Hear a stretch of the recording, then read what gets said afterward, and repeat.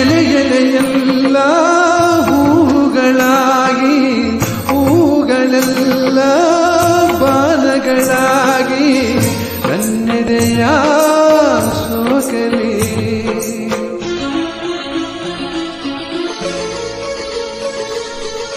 ಆ ಮನ್ಮಥನೇ ನನ್ನೆದುರಾಗಿ ಮೋಹನರಾಗದಿ ನನ್ನನ್ನು ಕೂಗಿ ಛಲದಲ್ಲಿ ಹೋರಾಡಲಿ ಎಂದಿಗೂ ಅವನು ಗೆಲ್ಲುವುದಿಲ್ಲ.